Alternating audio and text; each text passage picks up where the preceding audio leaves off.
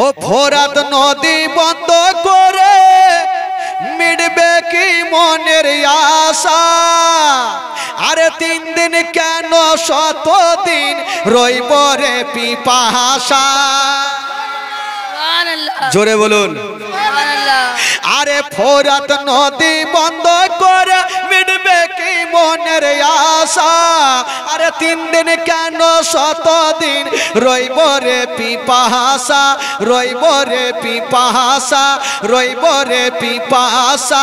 কারবালাতে শহীদ হইয়া, কারবালাতে শহীদ হইয়া বাঁচাবো ঈমান। ধীরে ধীরে চলেন নবী ঈদগাহর ময়দান, ও ধীরে ধীরে চলেন নবী ঈদগাহর ময়দান। পড়ুন, 2 কাঁধেতে চেপে আছেন আমার হাসান। ধীরে ধীরে, ধীরে ধীরে চলেন নবী। ও পিতা আমার শেরে খোদা, মাতা জান্নাত রানী, নানা আমার কমলি ওয়ালা মক্কি ও মাদানি। ও পিতা আমার শেরে খোদা, মাতা জান্নাত রানী, নানা আমার কমলি ওয়ালা মক্কি ও মাদানি, মক্কি ও মাদানি, মক্কি ও মাদানি। লুটিতে পারে নিশান, লুটিতে পারে নিশান এ জিদ মারওয়ান। ধীরে ধীরে চলেন নবী,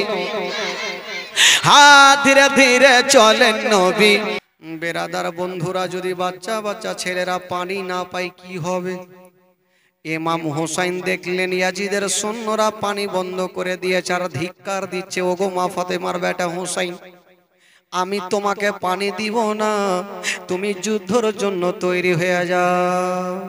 ইমাম হোসাইন বলল, ঠিক আছে, যখন তোমরা পানি দেবে না আমি তোমাদের সঙ্গে যুদ্ধ করব। বাবা যুদ্ধ করার জন্য ইমাম হোসাইন রেডি হচ্ছে না বাবা। এই জন্য কবি লিখেছেন, ও নবী পাকের পাগড়ি খানা মাথায় বাঁধিল। জোরে বলুন। আর শেরে খোদার তরবারি হাতে যে নিল। ও নবী পাকের পাগড়ি খানা মাথায় বাঁধিল। শেরে খোদার তরবারি হাতে যে নিল। চাচা হামজার ঢাল নিয়ে হলো রওয়ানা। চাচা হামজার ঢাল নিয়ে হলো রওয়ানা। আব্বা ছেড়ে যেও না গো, আব্বা রেখে যেও না। ইমাম হোসাইনের হস্ত ধরে কান্দে সাকিনা। আব্বা ছেড়ে যেও না গো, আব্বা রেখে যেও না। বেরাদার বন্ধুরা শুনেন, এবার কলেজা ফেটে যাবে। আম্মা ইমাম হোসেন যাওয়ার জন্য রেডি হবে, আর কই খিমার মধ্যে থেকে যেন ছোট্ট বাচ্চার কান্নার আওয়াজ ভেসে আসছে কানে।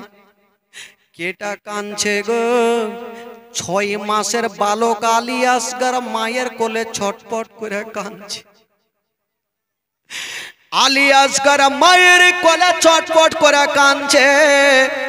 ওই দাঁড়াও। কিন্তু আমার মা বোনেরা জানে, যখন বাচ্চা বাচ্চি মায়ের কোলে কাঁদবে মা দুগ্ধ পান করাবে। আলী আসগরের মা বেটাকে বুকে লাগিয়েছেন, স্থানে লাগিয়েছেন। বাবা খোদার কসম, আলী আসগর মায়ের স্থানে মুখ লাগিয়েছে, কিন্তু এক ফোঁটাও দুগ্ধ আসে না। 3 দিন থেকে পানি বন্ধ, পেটে দানা নাই, পানি নাই। বাবা গো, আলী আসগরের মা বলছে বেটারে দুগ্ধ পান করো। ছোট্ট ছেলে 6 মাসের বালক, মুখে কথা বলতে পারে না, মায়ের কোলে কাঁদছে, মার কোলে ছটপট করে করে কাঁদছে। মা আবার বেটাকে স্থানে লাগাচ্ছে, বেটা স্থানে মুখটা লাগাচ্ছে বাবা, কিন্তু মা গো বেটা স্থান থেকে মুখটাকে টেনে নিচ্ছে না। মার বুঝতে অসুবিধা হয় না, মা বুঝে গেল আমার স্থানে দুগ্ধ নাই বলে বেটা আমার মুখটাকে টেনে নিচ্ছে। আল্লাহ গো আমি কেমন করব, আমার বেটাকে আমি দুগ্ধ পান করাতে পারি না। আল্লাহ গো আমার বেটার জীবনটা বাঁচিয়ে নাও। আলী আসগর আর যেন মুখে কথা বলে না, শুধু ছটফট করে লাফাচ্ছে। মার মনে সন্দেহ হয়ে গেল হয়তো আমার বেটার জীবনটা বাঁচবে না, আমার আলী আসগরের জীবনটা বাঁচবে না। হাইরে ধরো দিনে মা চিন্তা করছেন আল্লাহ যদি দুগ্ধের পরিবর্তে অল্প পানি পেয়ে যেতাম তবে আমার বেটার হুলকমে দিতাম, আমার ছেলের জীবনটা বেঁচে যেত। কিন্তু পানি পাবো কোথায়? ফোরাত নদীর পানি তো ইয়াজিদের সৈন্যরা বন্ধ করে রেখেছে, পানি পাবো কোথায়? মা ছেলেকে বাঁচার জন্য কত না কত কষ্ট করে, বাবা কত চেষ্টা করে।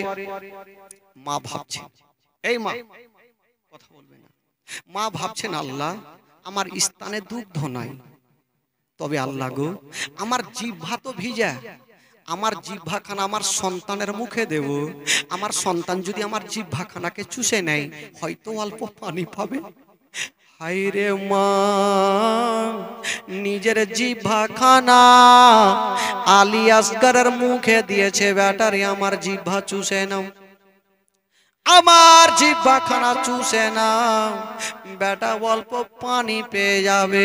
আলী আসগর মায়ের জিহ্বাখানা মুখে নিয়েছেন, বাবা চুষে যাচ্ছে কিন্তু খোদার কসম এক ফোঁটাও পানি আসে না, জিহ্বা পর্যন্ত শুকিয়ে গেছে। বাবা গো দেখবেন হাতের তালু বারবার যদি ঘষানো যায় দেখবেন গরম হয়ে যাবে, মায়ের জিহ্বা বারবার ছাড়ছে আর মুখে নিচ্ছেন, বাবা মায়ের জিহ্বাখানা আগুনের মতো গরম হয়ে গেছে। মা সহ্য করতে পারে না, তবুও ভাবছেন আল্লাহ আমার সন্তান আমার কলেজার টুকরা, আমার কলেজার পাড়া কষ্ট করবে আমি সহ্য করব না। ওরে বেটা আলী আসগর রে আমার জিহ্বাখানা চুষে নাও বেটা, খোদার কসম এক ফোঁটাও যখন দুগ্ধ আসে না। আলী আসগর মুখটাকে টেনে নিয়েছেন, বাবা হাইরে দরদিনী মা, মার মনে একটা সন্দেহ হয়ে গেল, আল্লাহ বেটাকে মনে হয় আমি আর বাঁচাতে পারবো না। এদিকে কে আছে ভাই, এদিকে দেখেন তো, ভাগান সবাইকে।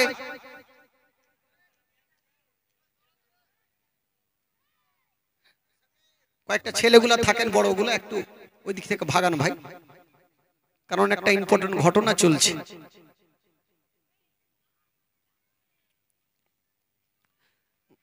মার মনে সন্দেহ হয়ে গেল, আল্লাহ মনে হয় ছেলেকে বাঁচাতে পারবো না। হাইরে দরদিনী মা চিন্তা করছেন আল্লাহ আমার সন্তান যদি আমার কোলে ইন্তিকাল করে যায় তবে আল্লাহ গো আমার স্বামীকে উত্তর কি দেব। বাবা গো আলী আসগরের মা 6 মাসের বালক বেটাকে বুকখানে জড়িয়ে ধরেছে, গালে মুখে চুমা খেতে খেতে পৌঁছে গেল স্বামীর কাছে। ইমাম হোসেনের সামনে গিয়ে দাঁড়িয়ে গেছেন, স্বামী গো ওগো আমার মাথার তাজ, আমি বিয়ের পর থেকে নিয়ে আপনার কাছে কোনো জিনিসের কোনো দাবি আমি করি নাই, তবে স্বামী গো আজকে একটা জিনিস চাইবো, আপনি দয়া করে না করবেন না।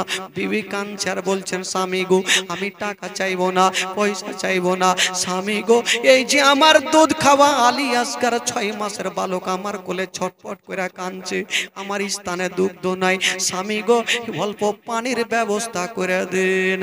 ইমামে হোসেন বলছেন, বিবিরে ওরে বিবিরে তুমি কি জানো না তুমি যেইখানে আমি সেইখানে ইয়াজিদের সৈন্যরা পানি বন্ধ করে দিয়েছে, পানি পাবো কোথায় থেকে? বিবিরে পানি পাওয়া যাবে না। বিবি কাঞ্চার বলছে, স্বামী গো ওগো আমার মাথার তাজ, আমার বেটার চেহারা দেখলে পাথরের দিল পর্যন্ত গলে যাবে, আমার বেটার চেহারা দেখলে বাঘের দিল পর্যন্ত গলে যাবে। ইমাম হোসেন বলেছিল, বিবি তুমি কি জানো না ওই ইয়াজিদের সৈন্যরা পানি বন্ধ করেছে,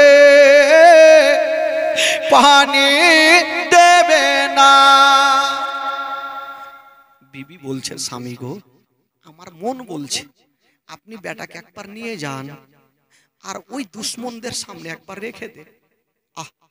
আমার বেটা যখন ছটপট করবে কাউরি না কাউরি দিলে দয়া হবে ময়া হবে, তখন হয়তো পানি দেবে।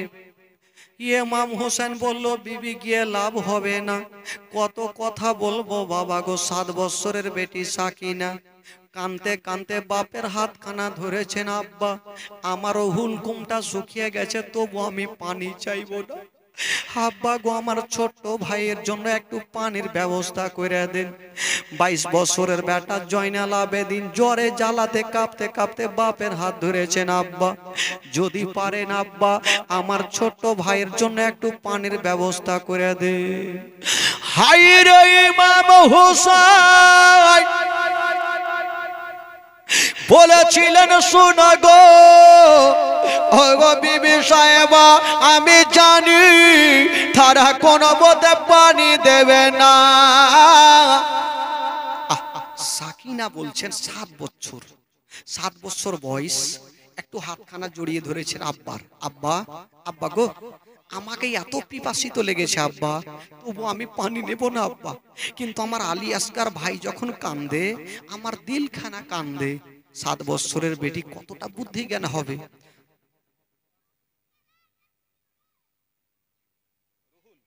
রুহুল দিয়েছেন 500 টাকা। সুবহানাল্লাহ, মাশাআল্লাহ, রুহুল ভাই আমার দিয়েছেন 500 টাকা। সাকিনার কান্না দেখে ইমাম হোসেন বলল, তোমরা তাহলে এক কাজ করো, যখন তোমরা বলছো তবে আমার বেটাকে একবার আমার কোলে দাও, আমি নিয়ে যাব। তবে আমি জানি পানি দেবে না। বাবা গো, দেখুন আলী আসগার পানির বদলে কি এমন পাবে। ইমাম হোসেন বলল, বিবি আলী আসগারকে আমার কোলে দাও, আর তুমি ওই ঘরের মধ্যে যাও, আর ঘর থেকে একটা চামড়ার কলসি রাখা আছে, চামড়ার মশক রাখা আছে, ওই কলসিটা আমাকে এনে দাও। ইমামে হোসেন বিবি গেল আর চামড়ার কলসিটা এনে ইমামে হোসেনকে দিল। যেমন ইমাম হোসেনকে দিয়েছেন মা, ওগো আমার মা বোনেরা, শোনেন মা গো, কলেজা খানা ফেটে যাবে।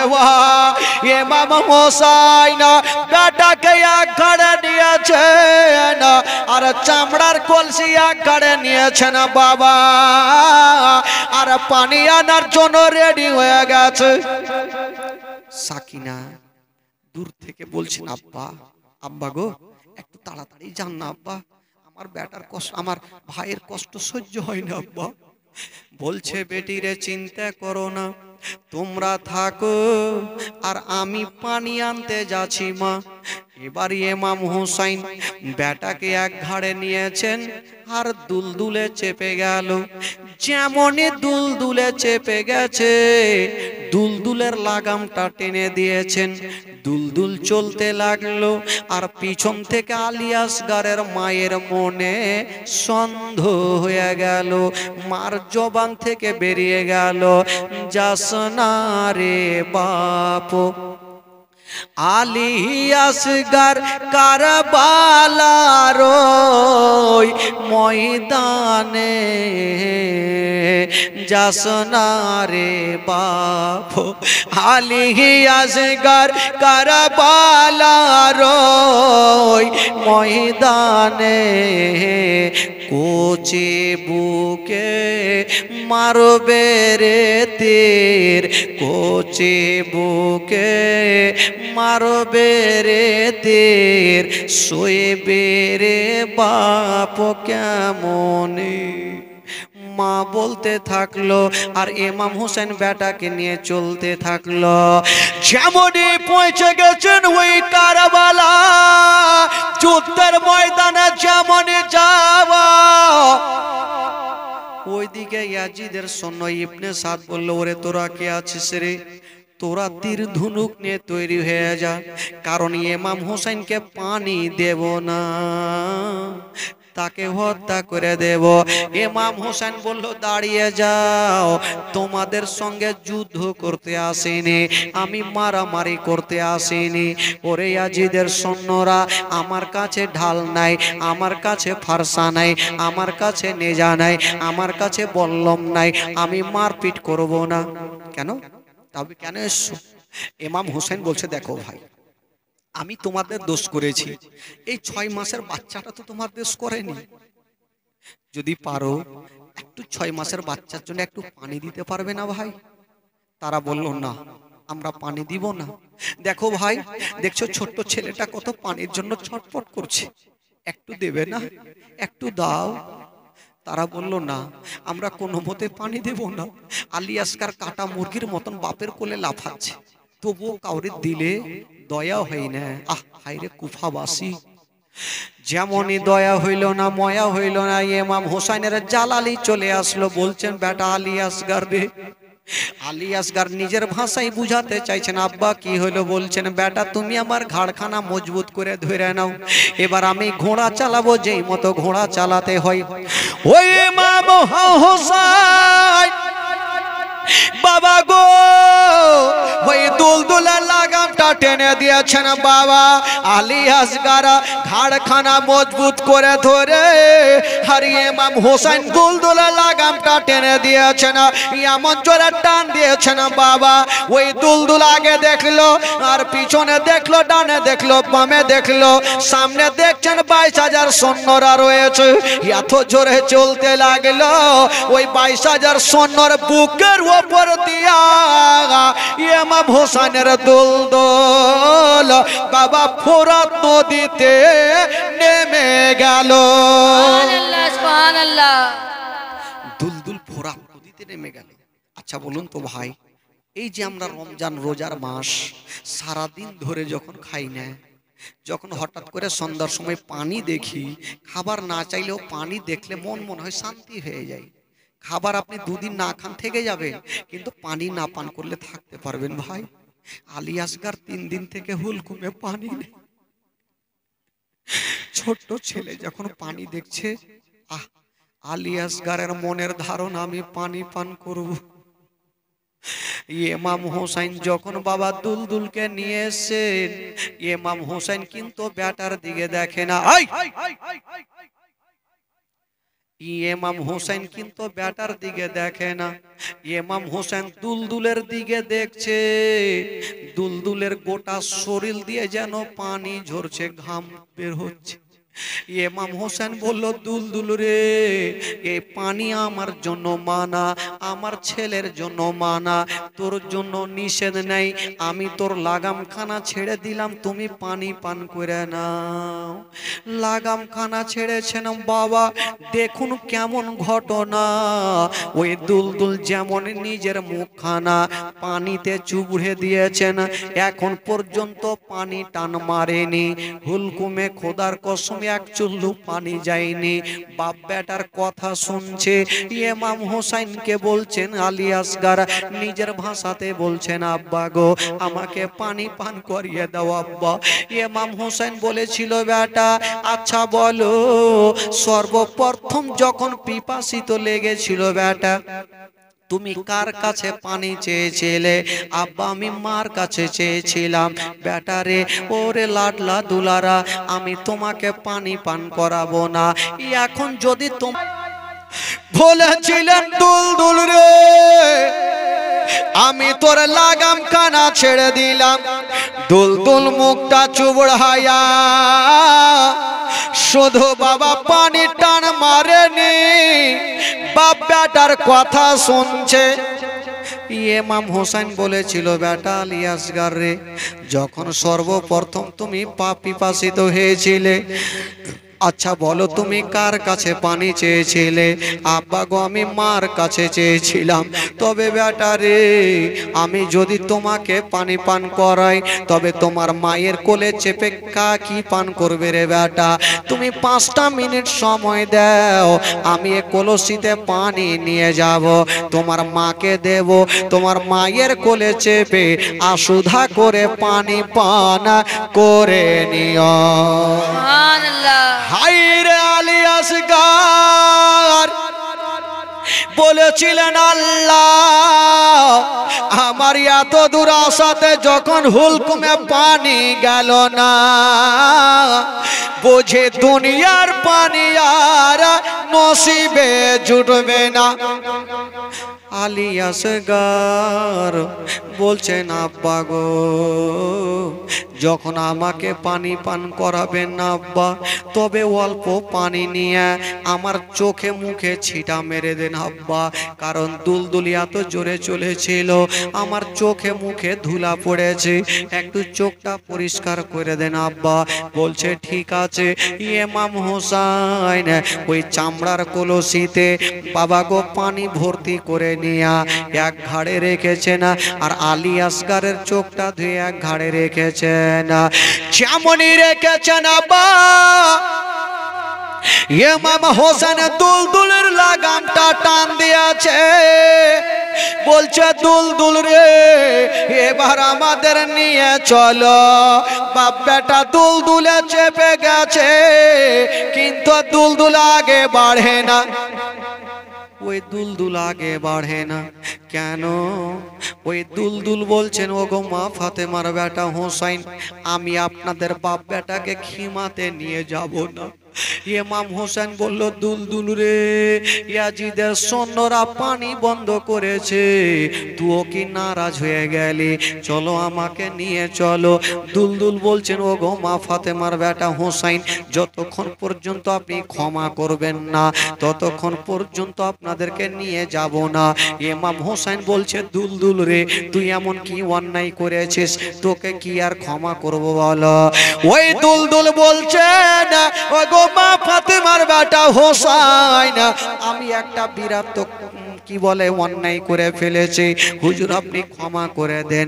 বললো কি অন্যায়? বললে হুজুর গো, আপনাদের বাপ বেটাকে আমি 22,000 সৈন্যর বুকের ওপর দিয়ে নিয়ে যে ফুরাত নদীতে নিয়ে আসলাম, যার হুলকুমে পানি যাওয়ার, ওই আলী আসগারের হুলকুমে পানি গেল না, আর আমি দুলদুল আমার এই মুখখানা পানিতে চুবড়ে দিয়েছে, এটা আমার অন্যায় হয়ে গেছে।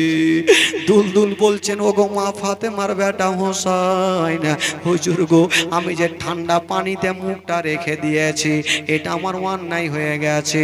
যে ইমাম আলী আসগার এক চুল্লু পানি পেল না, আর আমি দুলদুল হয়ে পানিতে মুখটা চুবড়াইছি, হুজুর আমাকে ক্ষমা করে দিন। আপনি যতক্ষণ ক্ষমা করবেন না আপনাদের বাপ বেটাকে আমি খিমাতে পৌঁছাবো না। ইমাম হোসেন বলল আল্লাহ, আমার দুলদুলের দিলে এত দয়া, আমার দুলদুল পর্যন্ত বুঝতে পারে, কিন্তু ইয়াজিদের সৈন্যরা বুঝতে পারে না। ইমাম হোসেন বলল দুলদুল রে, আমি তোমাকে ক্ষমা করে দিলাম, এবার আমাদের বাপ বেটাকে তুমি খিমাতে পৌঁছে দাও।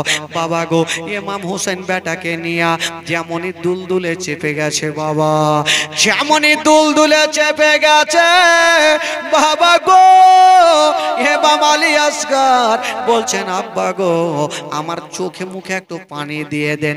ইমাম হোসেন ভাবলো একটু চোখে মুখে পানি খানা দিয়ে দেব, তবে বাবা গো, ইমাম হোসেন বলে বেটা রে, আর দরকার নাই, চলো তোমার মায়ের কোলে চেপে পানি পান করবে। হায় রে আলী আসগার, মা গো, 6 মাসের বালক আলী আসগার বাপের কোলে মজবুত করে ঘাড়খানা ধরে আছে, আর কলসির দিকে তাকিয়ে আছে, এই পানি আমি পান করব। কিন্তু ওই দিকে দুরাচার ইবনে সাদ বাবা গো, একটা লোককে ডাকা হয়েছিল, হায়ার করে ডেকেছিল, যারা তীরকে মারতে জানে, ভালোভাবে তীর চালাতে জানে।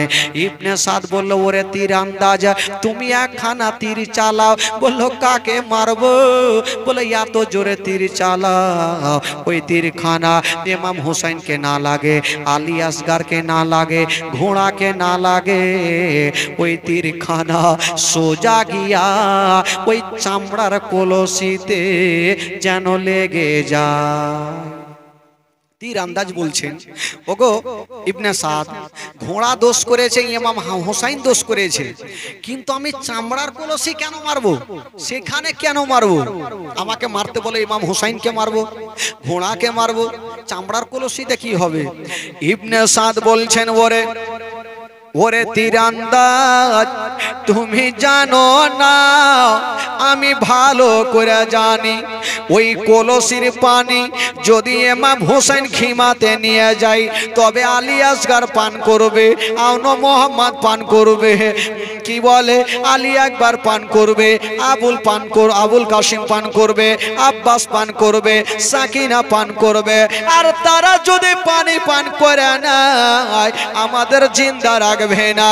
ওরে তীরন্দাজ রে, তুমি এক কাজ করো, ওই চামড়ার কলসিতে মেরে দাও যেন পানি নিয়ে যেতে না পারে। ওই তীরন্দাজ এত জোরে নিশানা করে বাবা গো তীরখানা চালিয়ে দিল। আর এত জোরে চালিয়ে দিয়েছেন বাবা, ওই তীরখানা গতি বেগে গেল। ইমাম হোসেনকে লাগলো না, আলী আসগরকে লাগলো না, ঘোড়াকে লাগলো না। ওই তীরখানা গিয়া সোজা চামড়ার মোষকে লেগে গেল। যেমনই লেগে গেছে মা, একটা মুখ বাঁধা ছিল আর নিচে আর একটা মুখ চালু হলো। একটা মুখ চালু হয়ে গেল। বাবা নদীর পানি, ফোরাত নদীর পানি টস টস করে পড়ছে। আলী আসগর বাপের কোল থেকে দেখছেন পানি তো পড়ে গেল। আব্বা গো, আমি মায়ের কোলে চেপে এবার কেমন করে পানি পান করব, সমস্ত পানি তো পড়ে গেল। আব্বা আব্বা গো, একটু আমাকে এখানে পানি পান করিয়ে দেন আব্বা। ইমাম হোসেন বলছে বেটা চিন্তা করো না, এক্ষুনি আমি তোমাকে পানি পান করাবো। ইমাম হোসেন দুলদুল থেকে নেমে গেল আর এক চুল্লু পানি নিয়েছে বেটা আলী আসগরকে দেওয়ার জন্য। ওরে বেটা আলী আসগর রে, তুমি আর চিন্তা করো না, এক্ষুনি তোমাকে পানি পান করিয়ে দেব। মা গো, শুনেলেন মা ঘটনা কাকে বলে মা? ইমাম হোসেন এক চুল্লু পানি হাতে নিয়েছেন পানি পান করার জন্য। ওইদিকে ইবনে সাদ বলছে তীরন্দাজ রে, এবার তুমি একখানা তীর, তুমি হীরার চূর্ণ জোহর মিশিয়ে দাও, তুমি হীরা লাগিয়ে দাও, ওই তীরখানা এমন জোরে চালিয়ে দাও ওই তীরখানা গিয়া ইমাম হোসেনকে না লাগে, ঘোড়াকে না লাগে, ওই তীরখানা গিয়া ওই 6 মাসের আলী আসগরকে যেন লেগে যায়। বাবা গো, এবার তীরন্দাজ কাঁপতে আরম্ভ করেছে। তীরন্দাজ বলছেন ও গো ইবনে সাদ, ঘোড়া দোষ করেছে, ইমাম হোসেন দোষ করেছে, 6 মাসের বালক তো তোমার দোষ করেনি, ওই বাচ্চাটাকে কেন মারবো? আমি অনেক মার্ডার করেছি, এরকম ছোট বাচ্চাকে মারিনি, আমি মারতে পারবো না। ইবনে সাদ বলল না না, আমি তোমাকে হায়ার করে ডেকেছি, যেটা বলবো তোমাকে সেটা করতে হবে, তুমি বাচ্চাটাকে মারো। হাইরে তীরন্দাজ, বাবা এত নিশানা ছিল, যদি যেই গাছটাকে মারতো সেই গাছটাকে লেগে যায়। বাবা গো, আজকে গাছকে মারার কথা হয়নি, 6 মাসের বালক বাপের কোলে পানির আশাতে আছে। বাবা গো, কিন্তু পানি পাবে না, কি হচ্ছে দেখুন বাবা। এবার ওই তীরন্দাজ হীরার চূর্ণ জোহরে বাবা গো তীরখানা লাগিয়ে দিয়েছেন আর ওই নিশানা করে বাবা গো তীরখানা চালিয়ে দিয়েছেন। বাবা এত জোরে চালিয়েছেন মা, ওই তীরখানা গিয়া ইমাম কি বলে হোসেনকে লাগলো না, ঘোড়াকে লাগলো না, ওই তীরখানা গিয়া 6 মাসের বালক আলী আসগরের হুলকুমে ঢুকে গেল। যেমনই হুলকুমে ঢুকে গেছে মা, সামনে দিক থেকে ঢুকে পিছন পর্যন্ত ফুটে গেছে। আলী আসগর বাপের কোলে শুধু একবার ছটপট করেছে আর সারা জীবনের মতো চোখটাকে বন্ধ করে নিল। আলী আসগরের একটা ফোঁটা রক্ত যেন ইমাম হোসেন যে পানিটা উঠিয়েছিল বেটাকে পান করাবো বলে, বাবা গো ওই হাতের মধ্যে রক্ত পড়ে গেল। ইমাম হোসেন পানিখানাকে ফেলে দিয়ে ভাবছেন আল্লাহ, আমার বেটা এতক্ষণ ছটপট করছিল, এখন কেন আমার বেটা ছটপট করে না? আল্লাহ গো, আমার বেটাকে কি এমন হয়ে গেল? ইমাম হোসেন বলছে বেটা রে, আসো আমার কোলের সামনে আসো রে বেটা। ঘাড় থেকে বেটাকে নামিয়েছেন চাঁদের মতো চেহারা। বাবা গো যেমনই নামিয়েছেন বাবা সামনে দেখছেন বেটার হুলকুমে তীরখানা, চোখগুলো এখন পর্যন্ত খুলে আছে আর হুলকুম দিয়ে গল গল করে যেন রক্ত ঝরতে লাগলো রে বাবা। ইমাম হোসেন তীরখানাকে টান দিয়েছেন বাবা। তীরখানা ঢুকতে সোজা কিন্তু সহজে বেরিয়ে আসে না, তীরের আগালে আঁকুড়া লাগানো থাকে।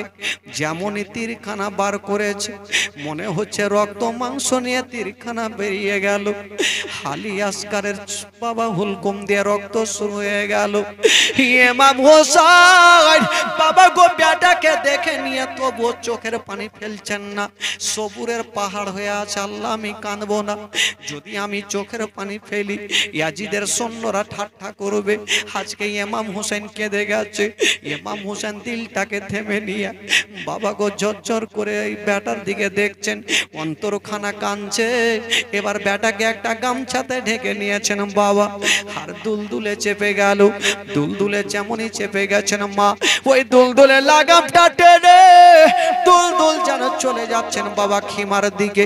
ওই দিকে সাকিনা দাঁড়িয়ে আছেন, জয়নাল আবেদিন দাঁড়িয়ে আছেন, হাসান বানু দাঁড়িয়ে আছেন, জাইনাব উম্মে কুলসুম দাঁড়িয়ে আছে।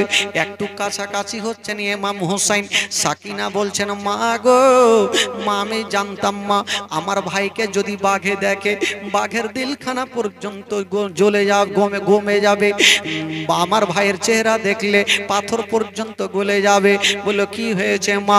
বলছেন মা গো আমি জানি মা আমার ভাইকে যদি দেখে লাই মা, তবে হয়তো তাদের দিলখানা নরম হয়ে যাবে, অল্প পানি দেবে।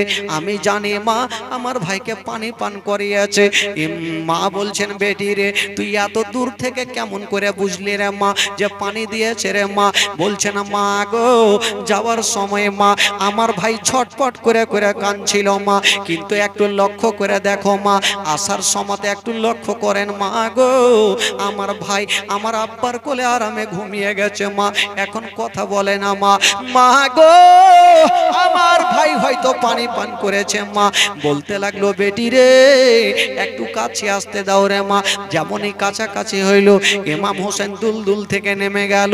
যেমনই দুলদুল থেকে নেমেছে মা, ইমাম হোসেনের বিবি বলছে স্বামী গো একবার আমাকে তুল দিয়ে দাও, স্বামী গো একবার আমার কোলে দাও। বাবা গো ইমাম হোসেন যেমনই বিবির কোলে দিয়েছেন মা, বিবি সাহেবা বেটার হুলকুম খানাতে নজর পড়ে গেছে। বাবা গো যেমনই নজর পড়তে নাই দেখে কাঁদতে আরম্ভ করলেন। ইমাম হোসেন বেটাকে নিয়েছেন বুকে, বিবি সাহেবা অজ্ঞান হয়ে জমিনে পড়ে গেল।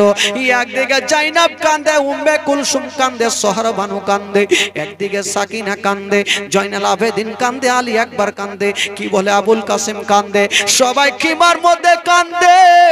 কিন্তু বেরাদার ইমাম হোসেন চোখের পানি ফেলেন না। সবাইকে বলছে ওরে তোমরা কান্দিও না, চোখের পানি ফেলিও না। বাবা গো ইমাম হোসেনের কোলে আলী আসগার রয়েছে আর হুলকুম দিয়ে টস টস করে রক্ত ঝরছে। ওই ইমাম হোসেন কারবালা যায় ঘোড়ার ওপর চড়ে, আরে মা সাকিনা পড়েছিলেন ঘোড়ার পা ধরে। এতই করে বুঝাইয়া পা হৃদয় মানে না, আগা এতই করে বুঝাইয়া পা হৃদয় মানে না। আপা ছেড়ে যেও না গো, আপা রেখে যেও না। ও বেটাকে নিয়া ইমাম হোসেন গেল নদীর ধারে, একটু পানি দাও না ভাই আলী আসগারে। ও ছেলেকে নিয়া ইমাম হোসেন গেল নদীর ধারে, একটু পানি দাও না ভাই আলী আসগারে। তীর খেয়ে আলী আসগার হিলে ডলে না, আগা তীর খেয়ে আলী আসগার হিলে ডলে না। তারা পানি দিল না গো, তারা পানি দিল না। ইমাম হোসেনের হস্ত ধরে কান্দে সাকিনা, আপা ছেড়ে যেও না গো, আপা রেখে যেও না। ওই ইমাম হোসেন বেটাকে নিয়া খিমার মধ্যে গেল, আপন কোল হতে স্বামী বিবির কোলে দিল। ও ছেলেকে নিয়া ইমাম হোসেন খিমার মধ্যে গেল, আপন কোল হতে স্বামী বিবির কোলে দিল। বিবি বলে আর কত কাল সইব যন্ত্রণা, বিবি বলে আর কত কাল সহিব যন্ত্রণা।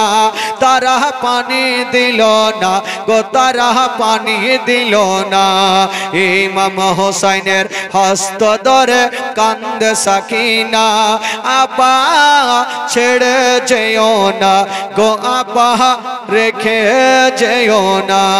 আল্লাহ হুম্মা সাল্লি আলা سيدنا مولانا محمد وعلى آل سيدنا وعلى آل سيدنا مولانا محمد। জোরে বলুন সুবহানাল্লাহ। সুবহানাল্লাহ। যাকে বন্ধুগণ, বাবাজি ইমাম হোসেন বাপের কোলে থাকলো, তারপরে কি ঘটনা আবার আগামীকাল পাবেন একদম পাক্কা 12:30 দোয়া করতে করতে বাড়ি যেতে যেতে। সুবহানাল্লাহ, মাশাআল্লাহ। বেরাদরান ইসলাম বন্ধুগণ, শেষের সময় কারেন্টটাও চলে আসলো। কানের গোড়াতে ঘান ঘান করলে কি কাজ হয়? যাকে কারেন্টটা থাকলে সুবিধা হয়। ভাই বেরাদার বন্ধুগণ, ভাই বাবাজি আমার আলী আসগার বাপের কোলে ছটফট করে শুয়ে গেছেন, দুনিয়া থেকে বিদায় নিয়ে চলে গেলেন। সকলে পড়ুন ইন্না লিল্লাহি ওয়া ইন্না ইলাইহি রাজিউন। আলী আসগার দুনিয়া থেকে বিদায় নিলেন। তারপরে আলী আসগারকে মাটি কোথায় দেবেন, কোথায় নিয়ে যাবেন বাবা গো, তারপরের ঘটনা কি হবে? তবে ভাই কালকে হবে শেষ জীবনী, শেষ দোয়া, শেষ ফাতেহা। আলী আসগার দুনিয়া থেকে বিদায় নিলেন। কালকে ইমাম হোসাইন রাদিয়াল্লাহু তাআলা আনহু কারবালার প্রান্তরে ৭২ খানা তীর ইমাম হোসাইনের সিনাতে লাগবে। ইমাম হোসাইনের মাথাটা কে কাটবে?